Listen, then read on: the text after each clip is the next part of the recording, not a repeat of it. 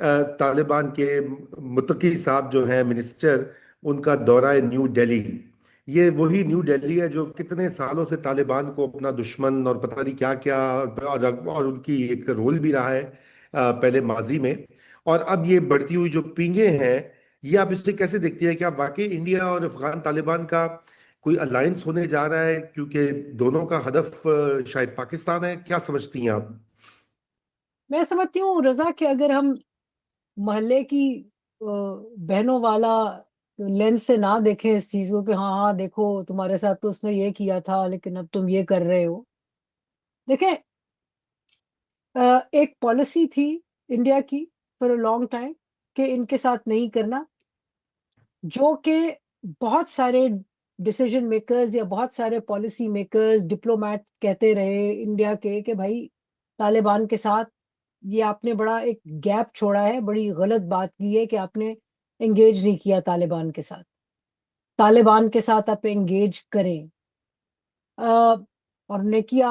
और जाहिर है उसमें दो चीजें हैं। एक तो तालिबान को खुद सस्टेन करने की जरूरत है। दूसरा ये है कि why lose Taliban entirely to Pakistan एक ऐसे वक्त पे जबकि जब क्लिश एक है अफगान तालिबान की और पाकिस्तान की, तो उस गैप को इंडिया जाहिर है कर रहा है, उसे फायदा उठाने की कोशिश कर रहा है।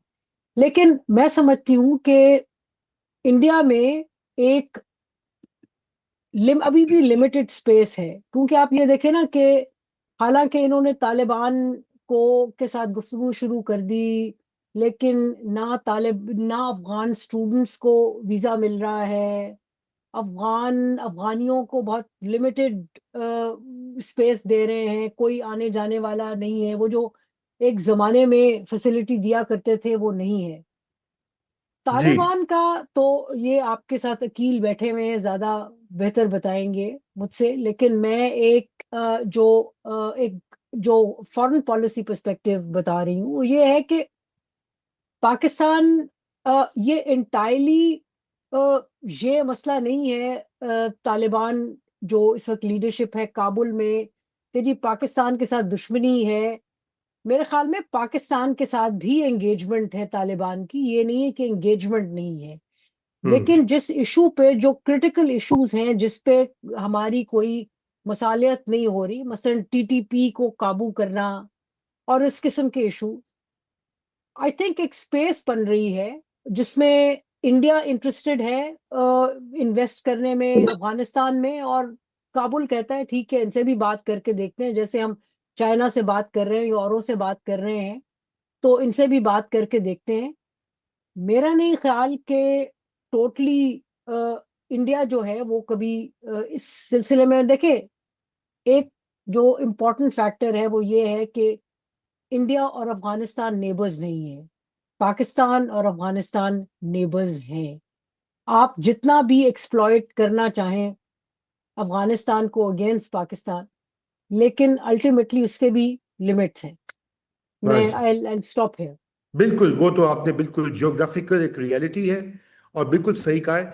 मैं आयशा, आपका शुक्रिया अदा करते हैं, आपको कहीं जाना भी है, इसलिए please you go ahead with your plans. High जैसे कोर्ट को मैनेज करे थे। या जैसे वो जो कीनिया में जो जर्नलिस्ट हैं अपने अरशद शरीफ। अरशद शरीफ, उनके कत्ल में इन्वॉल्व थे, या कोई और। बात यह है कि इंटेलिजेंस एजेंसीज कभी एक तो ट्रेसेस छोड़ती नहीं है। हम्म। और दूसरी बात यह है कि जब आप कोर्ट में जाएंगे तो कोर्ट मांगेगी एविडेंस जो कि एस्टैब्लिश हो सके इन अ कोर्ट ऑफ लॉ। तो वो एविडेंस, वो जिसे कहते हैं ना डायरेक्ट लिंकेज, मतलब कि मैं बिल्कुल ऐसे है कि मैं कहूँ जी देखें जी रजा रूमी ने फलाने के साथ मेरी चुगली की, फलाने के साथ मेरी बदगोई की, ये कह सकते हैं। लेकिन फर्ज करें कभी ऐसा झगड़ा आ जाए, मामला है कि अच्छा भाई बताओ ना, प्रूव करो किससे कहा था मैंने, हाँ। किसको उस पे अगर आप एविडेंस नहीं प्रोवाइड कर सकते तो फिर जाहिर है मसला होगा। आप ये देखें ना, एक छोटा सा मैं नुक्ता यूके के कोर्ट के हवाले से बता दूं कि देखें, यूके के कोर्ट ने, हाई कोर्ट ने मलिक रियाज और उनके बेटे का जो है वो यूके का वीजा जो है वो कैंसिल कर दिया। और उसकी बेसिस उन्होंने पाकिस्तान सुप्रीम कोर्ट का वो बनाया डिसीजन, जिसमें मलिक रियाज को पे चार्जेस हैं करप्शन के, मनी लॉन्ड्रिंग के, और उन पे इल्जाम पाकिस्तानी सुप्रीम कोर्ट ने लगाया कि जनाब ये करप्ट आदमी है।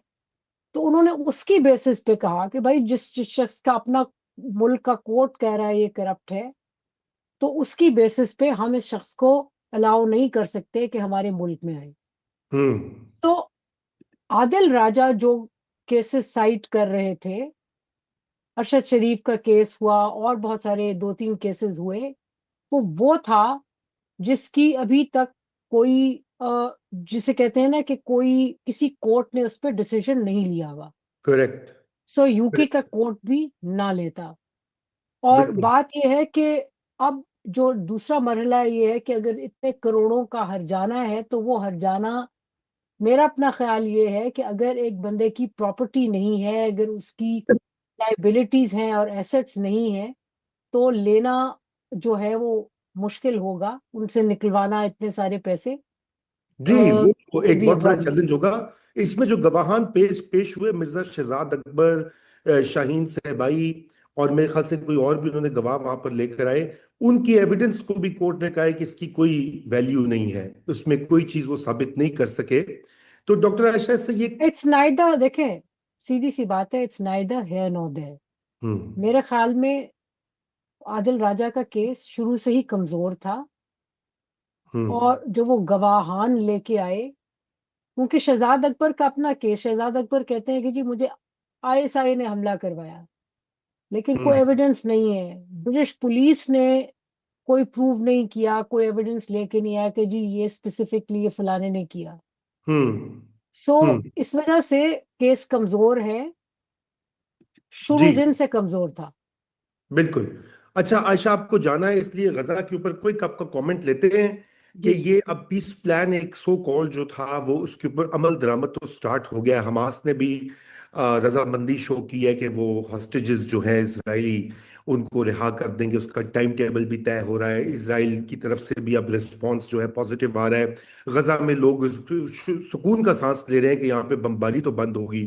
क्या देखती हैं आप इसके ऊपर, ये किस हद तक ये पीस प्लान वाकई ही में इस पे अमल दरामद होगा और कोई देर पा पीस इससे निकलेगा?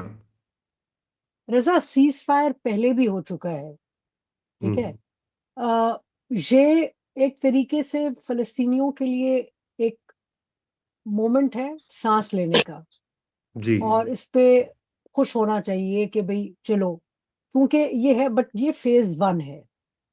राइट। फेज 1 में जो चीजें शामिल हैं उसमें 72 घंटे के अंदर सीज फायर के जो है वो हमास जो है वो इजरायली हॉस्टेजेस को रिहा करेगी, इसराइल जो है वो फलस्तीनी कैदियों को रिहा करेगा, और कुछ एड आएगी, मतलब कि कुछ खाने पीने का लोगों के पास आएगा, कुछ सांस लेने की गुंजाइश होगी।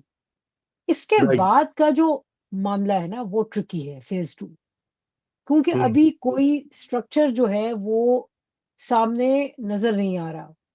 मतलब कि कहा गया कि जी एक जो एक एक तरीके का एक बोर्ड सा बनेगा, जिसको हेड वो करेंगे, टोनी ब्लेयर करेंगे। अच्छा, हमास जो है वो खुद उन्होंने इतराज किया है, भाई टोनी ब्लेयर जो है खुद उनका जिस किस्म का रोल रहा है इराक पे जंग करवाने में जो रहा है, तो उन पे शकूक बहुत है। जी। लेकिन वो सामने भी इतने अभी आए नहीं टोनी ब्लेयर। हालांकि टोनी ब्लेयर का बहुत दिल है कि वो इसको मैनेज करें, लेकिन हमें ये नहीं पता कि फेज 2 में कौन कौन जाएगा। अब हमास तो खत्म कर रहे हैं, हमास थी एक जमाने में। कौन है जो कि जो जो रिकंस्ट्रक्शन है उसको करेगा, कौन सी बॉडी है जो रिकंस्ट्रक्शन को करेगी। हमास का कहना है कि जनाब, बजाय बाहर के लोगों को लेने के, आप फिलिस्तीनियों को लें, उसमें शामिल करें। सो जिसे कहते हैं ना, वेट एंड वॉच। जी बहुत बिल्कुल। ओवर एक्साइटेड होने की बात नहीं है। अच्छा एक है, मतलब कि ये एक ऐसा इशू है जिसपे मैं कहती हूँ, अगर डोनाल्ड ट्रंप वाकई ही एक सस्टेनेबल पीस करवाने में कामयाब हो जाते हैं, मैं कहती हूँ एक छोड़ 10 नोबेल प्राइज ले लें, ही विल ये डिजर्व तो इट। बात लेकिन है। आप ये देखें कि जो इसमें थोड़ा सा शक रखने की गुंजाइश है, जैरेड कुशनर जो हैं वो पहुंच गए हैं, और ये वो टोला है लोगों का जो कि ना फलस्तीनियों के दोस्त हैं, ना फलस्तीनियों को पसंद करते हैं। हाँ एक कैपिटल है, एक कैपिटलिस्ट एक कदम है, और ये चाहते हैं कि भाई जैसे कंटेन किया जा सके फलस्तीनियों को। फिर ये है कि उससे पहले आप देखें ना, जिन जो चीजें और भी हो रही हैं, मसलन एक पैलेस्टीनियन स्टेट का, मतलब कि फ्रांस ने, यूके ने कहा कि जी पैलेस्टीनियन स्टेट को हम मानते हैं, वो अब लोगों की कमेंट्री जो जानते हैं मामले को, वो कहते हैं भाई पैलेस्टीनियन स्टेट जिसका 60% हिस्सा वेस्ट बैंक का आपने राइट। ऑलरेडी इजरायली स्टेट को दे दिया है, तो किस बिल्कुल आप रियासत की बात कर रहे हैं? उसको चलाएगा कौन? उसका अपना इंफ्रास्ट्रक्चर कहाँ है? इस सही। वक्त इमीडिएट इशू है रिलीफ टू पैलेस्टीनियन पीपल। अल्लाह करे कि ये सिर्फ एक दो दिन की ना हो, बमबारी रुके, लोगों को एड पहुंचे, लोगों को सांस लेने का मौका मिले। बिल्कुल और दूसरी बात यह है कि अंदर इंटरनल पॉलिटिक्स की बहुत सारी लेयर्स हैं। बिल्कुल मतलब कि बिल्कुल। इस वक्त रिलीफ है, लेकिन ये है कि एक तरफ कतर है जो कि मैनेज चीजों को कर रहा है, दूसरी तरफ यूएई है, सऊदीया की अपनी लॉबी है। ये लॉबीज मुख्तलिफ कैसे एक दूसरे से एंगेज करेंगी, हमास के मुख्तलिफ ग्रुप, फिर इजरायली प्रॉक्सीज वर्सेस हमास। मतलब कि एक सस्टेनेबल पीस जो है उसकी जरूरत है। और देखते हैं ये कब तक रहता है, कितना कायम रहता है। ये इट्स वेट एंड वॉच। जी बिल्कुल आयशा। और ये वेट एंड वॉच की पॉलिसी बिल्कुल दुनिया भर की फिंगर्स क्रॉस्ड है वो बकौल शख्स से। लेकिन मैं चूंकि वक्त कम है इसलिए मैं जल्दी से स्विच कर रहा हूँ